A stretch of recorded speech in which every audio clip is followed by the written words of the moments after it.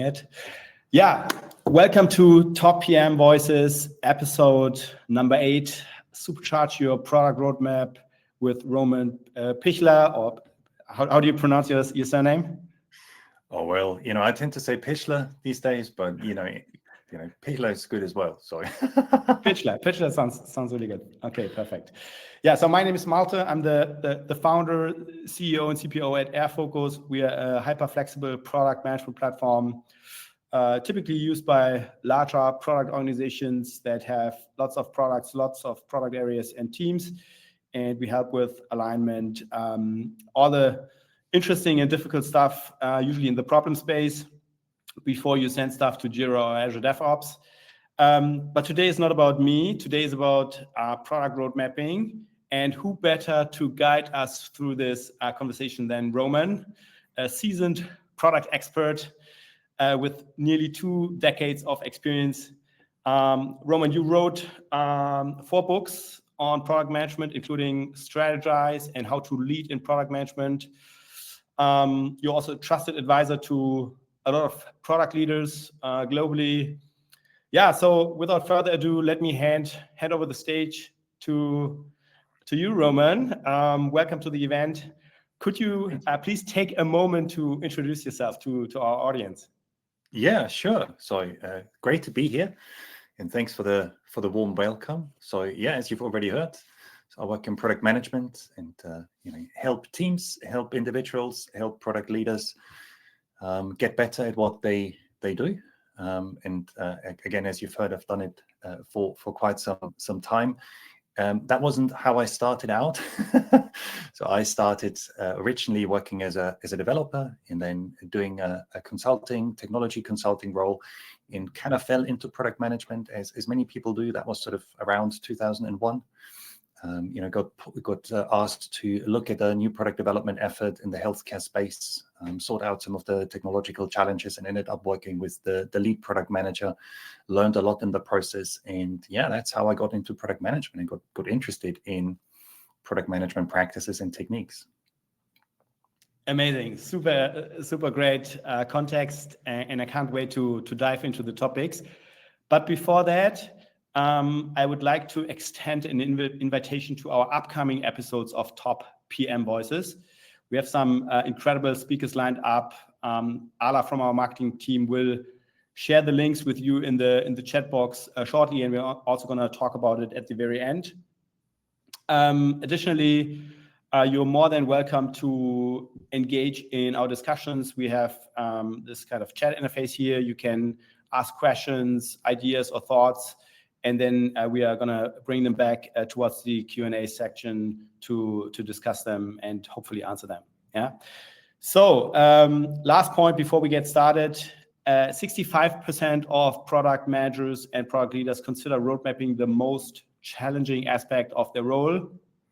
And we now have a poll here that we would like to use to kind of get a feeling of the mood in the room. So the question is, which of these are the biggest challenges you face with product road mapping today? So Ala, can you pull them up? Perfect. So number 1, the roadmap not being systematically connected. I think these are the wrong questions. So let me quickly see if we can fix that. Okay.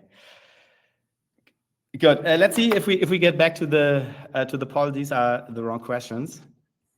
So let's move on. Let's dive in for context. Many of our listeners work in large organizations with lots of products, product areas, and teams. And for the context of this product road mapping discussions, it would be great if from time to time we would go there. So I'm particularly interested in not just what means road mapping for a given product, but also what it means when you have to put these additional layers on top with the product leadership, usually across different levels, where they want to see different things. Because what I observe is that everyone calls things a roadmap, but they very often mean very different things. So I'm sure we're going to get there. But yeah, so let's start with the 4 qualities for an effective product roadmap. Roman, could you elaborate a little bit on why it's crucial for a product roadmap to be goal-oriented or outcome-based? Yeah, thanks for asking, Malte. So, product roadmaps are a traditional product management tool, maybe one of the few tools that we've genuinely created or invented in product management. There are lots of tools that we've borrowed from other places like marketing, innovation management, and development. So yeah, they're a central tool, they're a very popular tool. And historically, traditionally, a product roadmap really is a list of features where we think about the pieces of functionality, the capabilities that a product should offer, maybe over the coming 12 months or so, depending on the type of product that we're dealing with. If it's a software only, a digital product, or if it's a device, we maybe have hardware and firmware and plastics as well. And then we map those features, those capabilities onto a timeline. And there we go. We've got a feature-based plan. We've got a feature-based roadmap. Now, the problem with this approach is that it assumes that we can correctly anticipate the features in advance, and maybe in a year in advance. And in addition to that, things don't change significantly, because often when we have a feature-based roadmap, that is seen as a firm plan and in a way as a commitment. The stakeholder expectations, the management expectations have been set. And there's another issue with feature-based roadmaps, not only that they can be then hard to change, but also particularly when we show detailed features. We can solutionize at an early stage, identify the wrong features, and in the worst case, we go down a path where what really matters are ever more features, offering ever more features and improved features, and we really create a feature factory. And we don't understand why capabilities, why new features and feature enhancements are being offered. So what's the reason behind progressing a product? What's the reason for spending time, money, and energy on, as I said, creating those features, creating those capabilities? And so, that's in a way, we could say that the context, and, I'm sure that many people who are watching, are familiar with feature-based plans. If you go to, say, do a Google search, or you do another internet search and you Google for product roadmap, then most of the images that you'll see, show a feature-based roadmap. So it's still, I think, a very common approach, despite its issues. But fortunately, over the past 10 odd years or so, an alternative road mapping approach and road mapping format has materialized, and these are goal-oriented or outcome-based roadmaps. So I use those terms interchangeably. Some people also like to call them problem-based roadmaps or benefits-based roadmaps. Again, I find those are all largely, those terms, those names are synonymous. So the central idea with outcome-based goal-oriented roadmaps is that you do not start with the features, you do not start with pieces of functionality, you do not start with deliverables, but you ask yourself, why is it worthwhile to progress the product? What are the specific pieces of value you could say that the product should create over, say, the next 12 months? And I find that it can be beneficial to look at 2 to 3 months timeframes and say, okay, in the next 2 to 3 months, what will be a good outcome? What is the impact that we want to create with our product for customers, users, but also for the business? So, business-related goals might be around acquiring users, or it might be about retaining users, or increasing conversion, or reducing cost, or reducing time to market by removing or reducing technical debt. So those would all be, in my mind, good sample goals or outcomes on a product roadmap. And there's another benefit in starting with outcomes, and that is if you use OKRs, objectives and key results. So if your organization uses OKRs, then you can look at those outcomes, at those goals as objectives. These are your objectives, and then other roadmap elements that you may want to add are essentially your key results that help you understand what needs to be done in order to meet those objectives, and have those objectives, have those outcomes been met. Yeah. So for me, as I said, it's a preferred approach. It gets us away from solutionizing at an early stage. It gets us away from possibly also stakeholders competing for features, trying to get their features onto the roadmap, and then, in the worst case, creating a Frankenstein product. It's just a loose collection of different features that don't really fit together. The product and result in a product with a terrible value proposition, horrible user experience. But start first and foremost with the why, the goals, the objectives, the outcomes, and then, if it's appropriate and necessary, in a second step, think about some high-level coarse-grained features or capabilities. I love that. That's so valuable.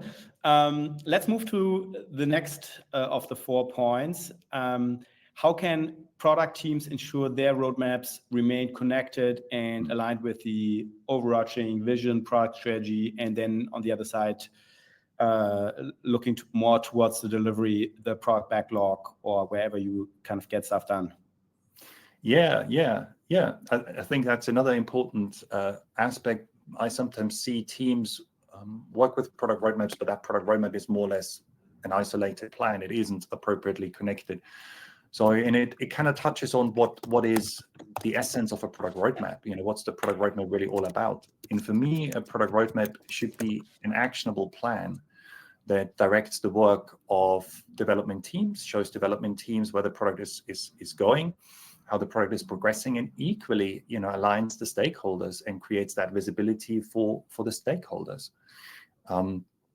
And in order to be able to have such an actionable plan and identify the right outcomes, the right goals, I think it's very helpful to connect it to an overarching product strategy. Now, what is a product strategy? It depends who you ask. So my answer is pretty simple. For me, the strategy is the approach that we've chosen in order to make or keep the product successful. You can think of it as a set of guidelines or a framework for making effective product decisions.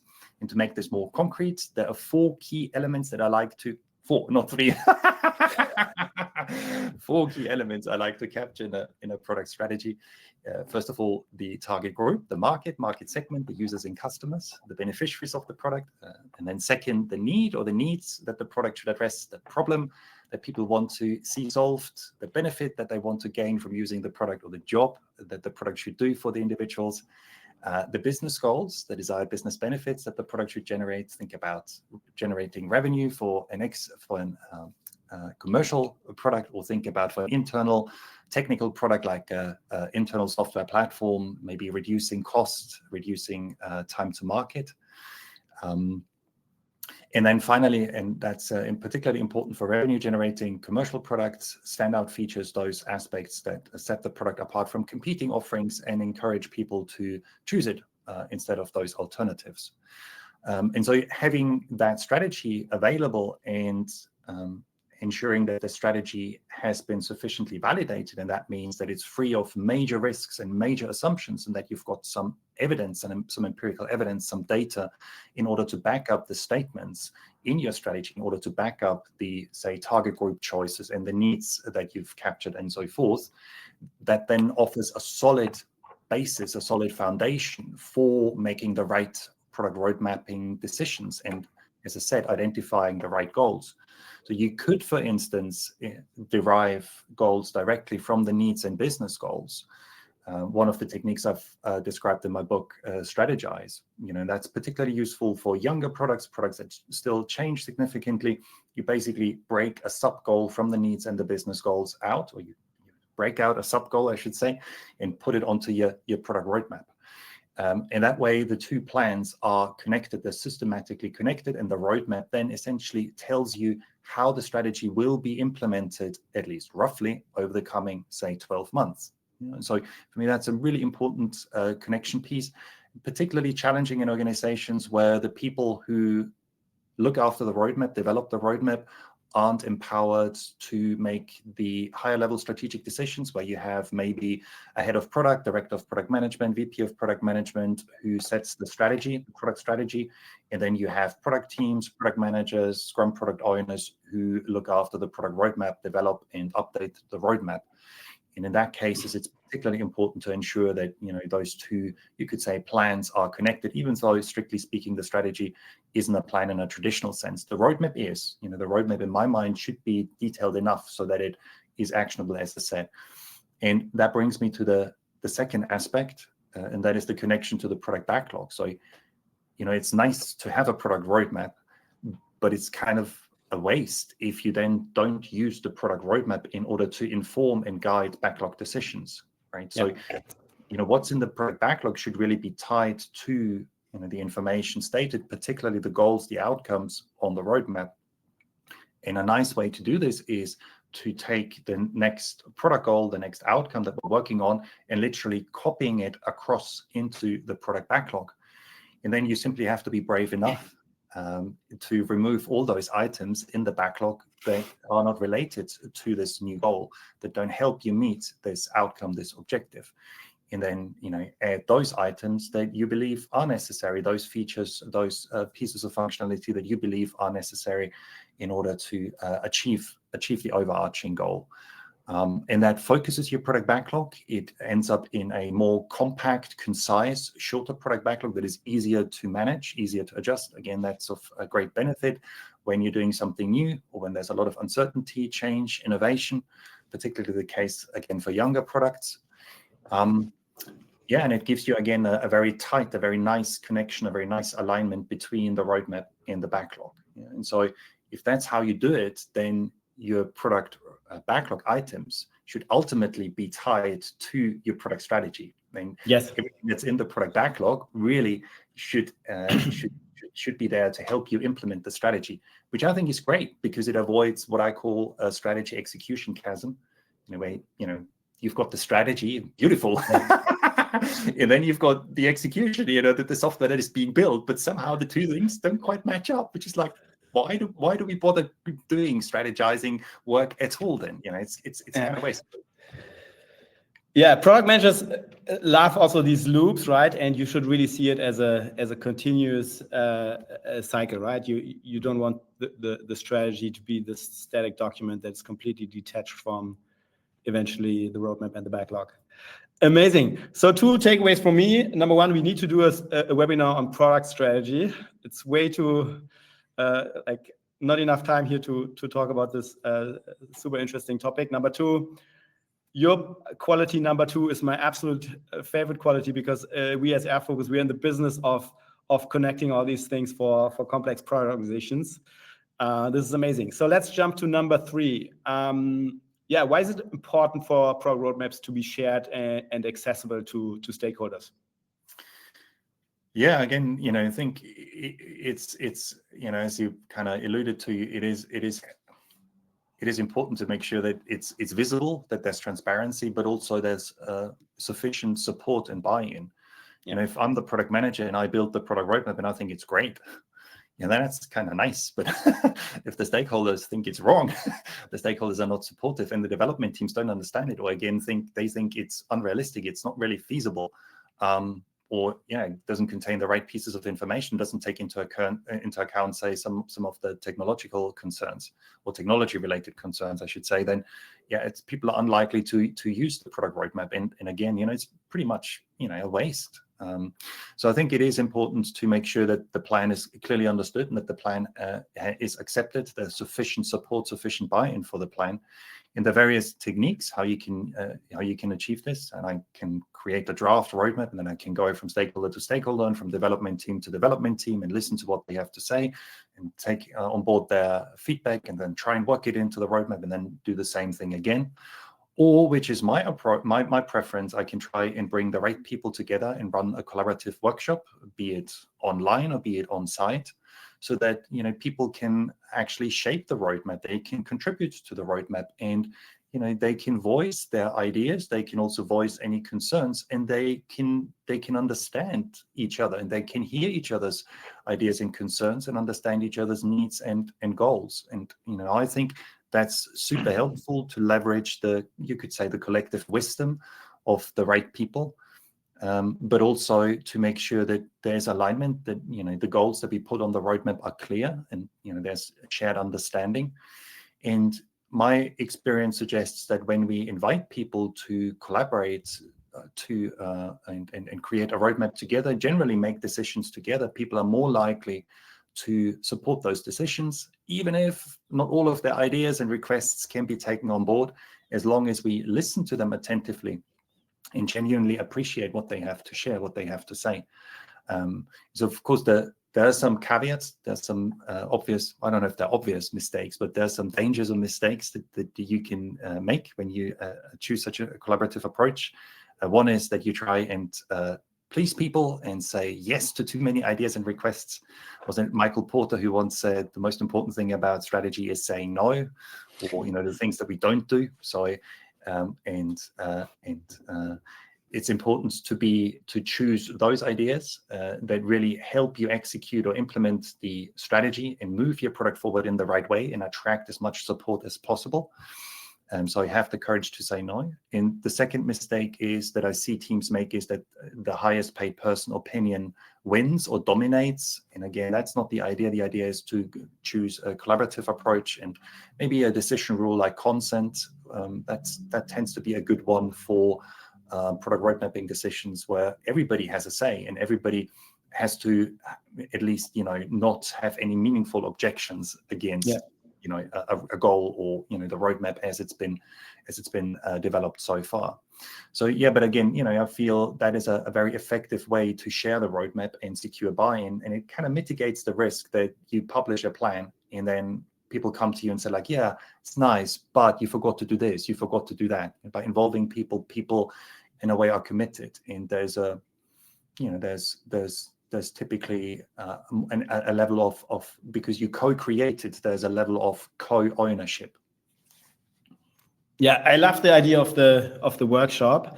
What are some like very concrete tools for running such a workshop in order to avoid the problem that product management maybe feels losing control, because there are a lot of product teams that have this product management is the CEO of the product, this kind of mentality, which in some parts is also helpful in order to make fast decisions. But like what is a good balance between this more collaborative approach and the product runs the show here? Mm-hmm. Yeah, I think that's a very important question you've posed there, Malte. And for me, the first technique is to involve a skilled facilitator. So my experience suggests that it can be very difficult for product managers, Scrum product owners to run a collaborative workshop with key stakeholders present and development team representatives present, and you may end up, this is going to be a pretty cross-functional, pretty diverse group, maybe 10 people or so, and you need to facilitate that, and at the same time you need to contribute, and you actively have to shape those decisions. So you're playing two roles. You're being an active participant and you're being the facilitator. So that can be very challenging, particularly if people haven't worked together much yet, and the level of trust in the group is comparatively low, and if people aren't used to collaboration and collaborative decision making. And so get a skilled facilitator, get a dedicated facilitator. Could be an agile coach or scrum master in some cases, or maybe another person who again has the appropriate skills and standing, who helps you prepare the session, who maybe also introduces ground rules and reminds people of those ground rules. If you get someone like me who likes to talk a lot, then thank the individual that they've already contributed a lot, and let other people speak too, and encourage people who haven't spoken to speak up, for instance, and who suggests a decision rule. I've mentioned consent. That'd be another specific suggestion, that you have a clear decision rule, so you can tell if a decision has been made or not. The worst case that can happen is you build your roadmap with lots of people, and at the end there's a level of confusion about, have we now agreed to this plan or haven't we? And some people think like, yeah, that's the plan. And some people think like, no, I don't agree to this. They go away and they do what they think is right, but they don't follow the agreed goals, which is like, oh, that was a bit of a failure then. Choose an appropriate decision rule. And again, if you have a skilled facilitator, the individuals should suggest that and should guide the group through a collaborative decision-making process. I don't want to make this sound really kind of difficult, but I do think that it's very helpful, particularly if, as I said, it's a youngish group, to carefully prepare those kind of sessions. I mean, at the end of the day, it's quite a few people who come together. If you spend 2 hours, it's and also quite a bit of energy and time, money that's being invested here. So it's worthwhile ensuring that it's well prepared and well executed, well facilitated. So that'd be definitely a suggestion I would make. Amazing. So let's jump to the last quality for an effective product roadmap. So I think this is really on time because the last years have been like very crazy, and I mean the same happened at airfocus and literally every company that we see. You kind of align on these on the product roadmap, ideally in this kind of outcome first approach. But then priorities change, goals change, the macro changes, and this leads to like this vicious cycle where you constantly update these things, and that can also lead to, and this is maybe like the sub question here, this can lead to frustration in the product team when you don't really get to work. Because you constantly have these like difficult conversations on what problems to solve. So really interested in your take on why a roadmap needs to be adaptive and actually how you do it. Yeah, no, those are great. Those are great questions. Thank you for asking them, Malte. So I think the several aspects that you touched upon. I mean, generally speaking, the product roadmap is a plan, and any plan is based on what we know at a given point in time. And as the world changes, as markets change, user customer expectations change, new competitors possibly enter our market, or existing competitors offer new features or new products. As the new trends, be it consumer-related trends, think about the recent cost of living crisis, new technology trends. Do I have to mention generative AI, or regulatory trends? For some products that's more relevant than for others. So it's worthwhile then to look at the context that your product is in, and be responsive and think are there any opportunities that we can exploit? Are there any threats that we have to respond to? And so just seeing the roadmap as a plan that is being created once a year and then all you have to do is implement and execute, I think is wrong, certainly for digital products, where we usually more or less across the entire life cycle have an element of change, and be it only the technologies. So it's important to look at the plan regularly, inspect and adapt it, review it and update it. How often should you do it? Well, as often the answer depends. What I like to suggest is start with a quarterly review cadence. So review your product roadmap at least once a quarter. And if you find that's not frequent enough, then reduce the time frame to maybe 2 months, and possibly even review your roadmap on a monthly basis. I would expect, however, that your product roadmap stays stable for at least 1 to 2 months. And that goes back to what you touched upon, Malte, that if we essentially have to change our product roadmap every other week, the amount of work that we have, the overhead, is significant. Yeah. And also stakeholders, development team members might lose trust in the plan and our planning abilities, because apparently we can't get it right. We keep changing it and changing it and changing it. So I think there has to be sufficient stability without being rigid. And how do we ensure that sufficient stability? Well, that goes back to the idea of having an outcome-based roadmap and not adding features, or certainly not detailed features, no epics, no user stories, no detailed functionality to your roadmap, and keeping that in the product backlog so that the rate of change, that in the product backlog is significantly higher than with regards to your roadmap. Yeah. Or to put it differently, your roadmap is more stable than your backlog. So again, avoid an overlap, avoid that these two plans or documents that they kind of start merging. Otherwise, you might be in a position where you have to update your product roadmap too often. So that's my advice. Yeah, beautiful. So before we go to the mistakes, I would love to get your take on what is different or what is important for when you do product road mapping across different products, different teams, usually with dependencies and like resource or bet decisions, like how do you invest, what do you fund?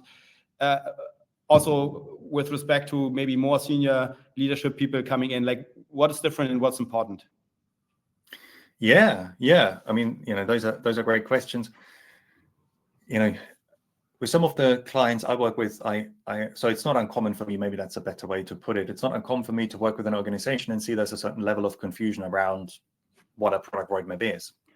In some organizations I've worked with, a product roadmap was used to essentially describe individual products, product lines, but also portfolios. And a portfolio is a group of products. It might be a group of related products. Think about Microsoft 365, used to be called Microsoft Office. I still tend to call it Microsoft Office, probably because I'm old school, just so attached to the brand, the product brand, or the portfolio brand, I should say. So Microsoft Office 365 will be a product family, a portfolio of productivity tools. So they're pretty closely related.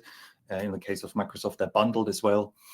And yeah, so, a common mistake I see people make is that, they use a roadmap to describe the portfolio, the product line, the product, and in some cases, even major features, major capabilities. And then, there's a lot of confusion about what the plan really is about. And so for me, then, it goes back to, reflecting on what does a product roadmap really describe? And a product roadmap, as the name suggests, describes a product. And so it can be an individual product, or it might be a product line, assuming that different product variants are very closely related. And a product for me is an entity, and in the context of digital products, it's a piece of software that creates sufficient value for a group of people, users, possibly customers, and at the same time for the business. And so for me, that's a good test if something is a product and isn't a product, because I feel there's little benefit in creating a roadmap for a feature. It just creates, in my mind, unnecessary overhead. You then have these feature roadmaps, and these feature roadmaps have to be kept in sync. And I think we're building up these roadmap hierarchies. It's horrible. So for me, there are two levels. One level is the product level, and the next level is the portfolio level. And it can be useful to have a product portfolio roadmap. Even though the roadmap then changes, I would still encourage people to think about outcome-based portfolio roadmaps, but typically the outcomes are bigger. The reason being that we're now describing how a group of product is likely to progress over, say, the next 12 months rather than an individual product. So we can't be quite as specific. The same is true, by the way, when we talk about strategy. So it makes a lot of sense to have a strategy for a product in my mind, and it can make a lot of sense to have a strategy for a portfolio.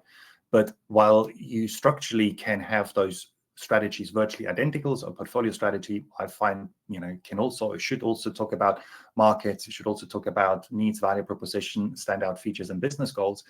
It tends to be more coarse-grained. It tends to be more higher level, again, because we're dealing with a different entity. We're dealing with a group of products rather than an individual one. And so, if you do have a portfolio roadmap, that portfolio roadmap should offer guidance for the product roadmaps. So would expect that the product roadmaps, to a certain extent, follow what or implement, maybe that's a better way to describe it, implement the overarching portfolio roadmap. Certainly guides the development of the individual product roadmaps. So yeah, that's the approach I like to suggest. And for some people who are watching, who are listening and want to learn more about it, I've recently published a little framework called Strategy Stack, where I try and put these different strategies, and to a certain extent roadmaps, in context, and kind of offer an architecture or a framework, just to help people understand how can all these different plans, how can they fit together. Nice. I can certainly recommend that piece. I've given it a go recently. So let me sanity check if I got this right on an example for this Microsoft 360 use case here. So are you saying that there's probably a lot of bottom-up initiatives that is trying to create outcomes or solve problems, right? Like the product teams, they are the experts ideally on this. So there's like this bottom-up stream of problems to solve, but at the same time, maybe the Microsoft CEO on like some golf course decided to buy or invest into ChatGPT or OpenAI, and that kind of pushed this like bottom-up stream of, hey, now let's implement AI across all our product suites, and kind of like this alignment top to bottom. Is kind of how it could be visualized between the product portfolio roadmap and then all these product roadmaps? Did I get it right? Yeah, I think roughly. So for me, it makes sense to initially think about something like an overarching portfolio strategy. And if I was in charge of Microsoft Office, and by the way, I have no idea how Microsoft manages Microsoft Office or 365. Me neither. I haven't worked with Microsoft, haven't had the opportunity to work with Microsoft. Anybody from Microsoft? Give me a call. No, more seriously. But if I was in charge of a similar portfolio, I think I'd like to have a dedicated product portfolio manager or manager for Microsoft Office, somebody who is in charge to maximize the value that this group of products creates, this portfolio creates. So that makes a lot of sense in my mind. And that person would also be in charge for ensuring that there is an effective strategy for the portfolio. And probably, because the products are bundled, and I would imagine that Microsoft kind of aligns major releases, it probably would make sense to consider having something like a high-level product portfolio roadmap. And I would also then invite the managers or owners of the individual Office products like Microsoft PowerPoint, Word, and Excel to contribute to the strategy and contribute to the roadmap. So, again, choosing a collaborative approach. But I would then equally expect that the individual strategies and roadmaps, so, the Word strategy and the Word roadmap follows and implements the Microsoft Office strategy and Microsoft Office roadmap. And then if the Word strategy and if the Word roadmap change significantly, that may have an impact on the overall portfolio Office strategy and roadmap. So we have two levels, you could say, two flight levels, a portfolio level and a product level. And the portfolio level guides and directs the product level. But then insights from the product level help evolve the portfolio level and help evolve the portfolio strategy and the portfolio roadmap. So that's the way how I like to implement it. And that's the approach I like to suggest. And that ensures that the products, the individual products, follow an overarching strategy and follow an overarching roadmap. But at the same time, as I said, any learnings from actually then implementing features, doing the work are taken into account in evolving and updating those higher level plans. Beautiful. Hard to describe with words. Much easier when you can draw something. I think you did a great job. Oh, all right. Let's now move to the 10 mistakes associated with product roadmaps. I'm sure we have all experienced the one or the other. So let's start with the first one. Why are feature-based roadmaps still so dominant, and how do you shift a roadmap from being feature-based to outcome-based? I think that's an evergreen exercise that most companies have gone through in the last 10 years or so. And I would like to, again, add a sub-question here, which is, what do you do, or how do you frame this if sometimes you want to get to the bottom of the conversation and say, hey guys, we just acquired another company and we don't need to talk about outcomes. We really need to integrate this company. It's 100% clear what we need to do. This can be done most efficiently in a very waterfall approach. How do you kind of frame the discussion when this is on the table? Right. So, why are still feature-based roadmaps, and maybe generally feature-based plans, so dominant? Partly because I think it's the traditional way of doing it. That's what many people are still used to, and particularly many people who make the decisions in organizations are used to. They've grown up with those type of plans.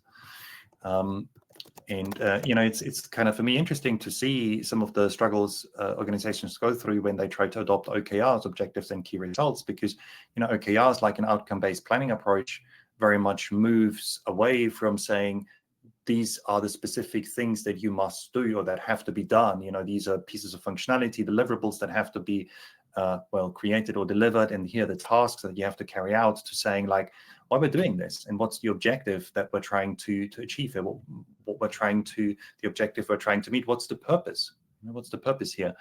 And then define those success criteria, those key results, and leave it up to the teams, or leave it up in some cases to individuals, then how to do the work. And that empowers people.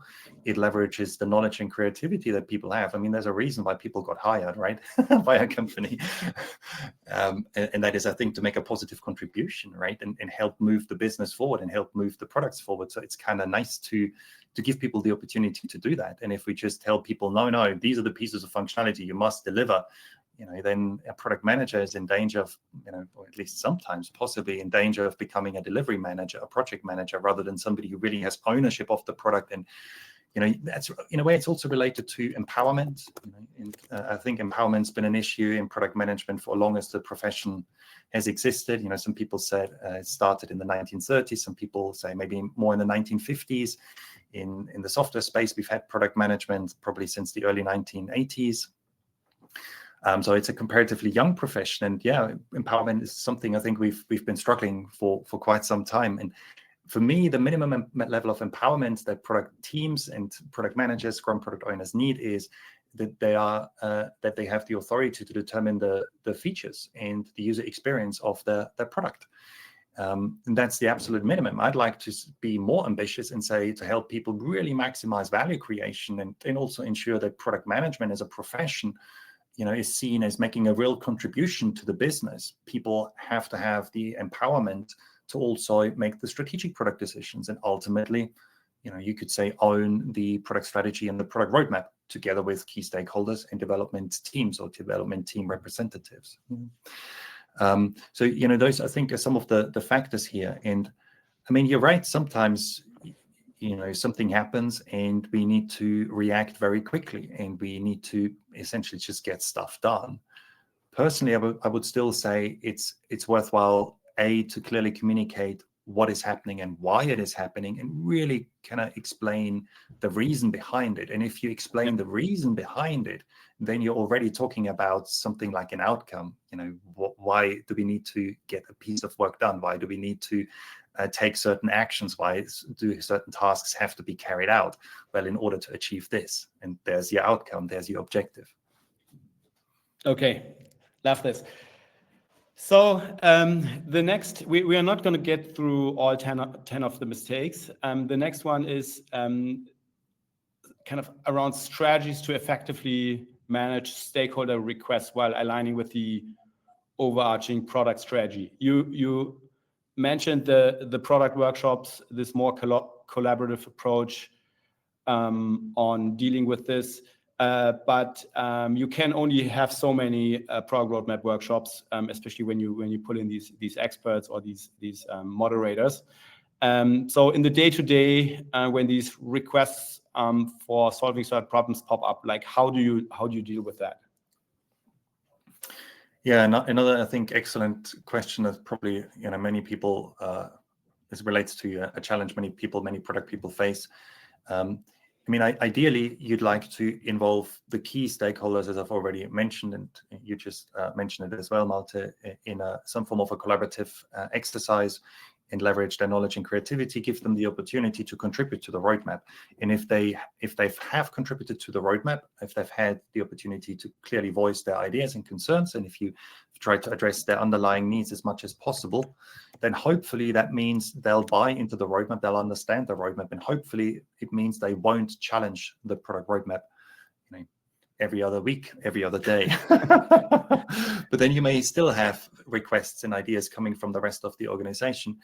And for me, it's related to learning to say effectively no. And wasn't it Steve Jobs who once said innovation isn't about saying yes to 1,000 ideas? It's about again saying no, and you've got to choose very, very carefully. And if somebody comes up with a feature request or a suggestion, then I think the first thing to do is to look at the product roadmap and say, well, is there a goal that this feature would support? Because you can't just add a feature to a goal-oriented outcome-based roadmap. You have to find an outcome or an objective that this feature truly supports. So, that providing this feature is needed in order to achieve the goal. And if that is not the case, you've got two choices, right? The first choice is you decline, maybe not reject, you kindly decline the request. And the second choice is you you amend the product roadmap, and that might be changing an existing goal. It might be adding a new goal. So, what I'm trying to say is it's a conversation between the product manager and the stakeholder. And, I think that is useful, because if you explain to somebody why the feature cannot be taken on board because it's not in line with the roadmap, it's not in line with the product strategy, but you don't make a sufficient effort to connect with the individual and listen to the individual, then the person may hear all the arguments, and your arguments may be perfectly right, but from an emotional perspective, they're not ready really to accept it, because they don't feel heard, they don't feel understood. And that's what they're craving for. So, in addition to, making the right arguments and explaining to people and having a rational conversation, you could say, don't forget that as human beings, we're emotional creatures. We want to be heard. We want to feel understood. So attentively listen to the individual. Now, if you feel that advice is just simply impractical because you've got so many stakeholders and so many stakeholder requests, and they come to you and they want this and this and this and this, then maybe you should think about not having one-on-one conversations with your stakeholders, but kindly ask your stakeholders to show up to roadmap reviews. And so, if you have, say, bi-monthly or quarterly reviews, that's then the time and place for people to come. And as I said, show up and, voice their suggestions and ideas. The great thing about that is that, it creates transparency, and suddenly it's not only you who has to kind of deal with the requests and make those decisions. It's going to be a group decision. So you can leverage the entire product team in order to then, give feedback and say, here's why, unfortunately, we can't take this on. There's one final element. I know I'm talking for quite a while again, that I'd like to mention, and that is, how autonomous and empowered product people and product teams are. So, if a product team has a sufficient level of empowerment and autonomy and respect and trust with it, I would argue that it shouldn't get bombarded with requests from various stakeholders. So, again, if you're in a situation that there are loads and loads of requests that you're dealing with, I'd say something's not going quite right, and you need to dig down and ask yourself, why is it? Haven't I involved the stakeholders enough in building the roadmap? Is there a lack of empowerment and autonomy? Maybe it's a combination thereof. Maybe there's a lack of trust. What is it? And therefore, what is the right course of action? I love this. Gives me confidence that all product managers will not be replaced by some AI, because there's this huge human aspect of making compromises, negotiation, and communication. Yeah, I think we're a long way off from that. A long way off from that, if you ask me. And I mean, this is going off on a tangent, but I mean, new technologies are always fascinating, but I think generative AI has been a little bit maybe hyped too much in recent months, but who knows? Well, overhyped in the short run, probably underhyped in the long run. Possibly, yes. Before we move to the Q&A session, I would love to talk about the last question. Obviously, as a product management platform and road mapping tool, mistake number 10 is the right product management tool is what matters most. So I'm super curious now to hear your thoughts. Right. Yeah. So I guess that's based to a certain extent, at least on my experience working with different companies. And one specific client comes to mind, a large publishing company where, I helped them establish a road mapping approach. And, we talked about outcome-based, goal-oriented roadmaps. And then, ultimately the organization took the view what they now needed in order to make it happen is the one right tool. They were then going for, at the time, one of the most popular road mapping tools. And so I think tools can be very helpful, obviously. I mean, all of us use a number of tools. And, I think there's some tools that I wouldn't want to miss. And, it's great to see that some dedicated product management tools have emerged over the past 10 odd years. I think it's one of the advancements we've seen in the profession. So it'd be stupid to say tools don't matter, but it's that kind of blind belief in, if I only choose the right tool, then my road mapping problems will go away. And I know this sounds a little bit naive, but if we're being honest, then I think, it's not that uncommon that there's an element of that belief at play. I mean, we live in a world, we live certainly in a culture, in a society where, the newest, shiniest, greatest tool is always very, very attractive, and where we believe where if we buy a new shampoo, if we buy a new car, if we buy a new product management tool, we'll be super happy, and maybe it'll contribute to our well-being and our happiness. But again, I think it's really looking at the road mapping approach that works best for a given organization, for a given product team and product, and then choosing a tool that is appropriate, and then customizing and applying the tool hopefully in the right way. So that's the advice here.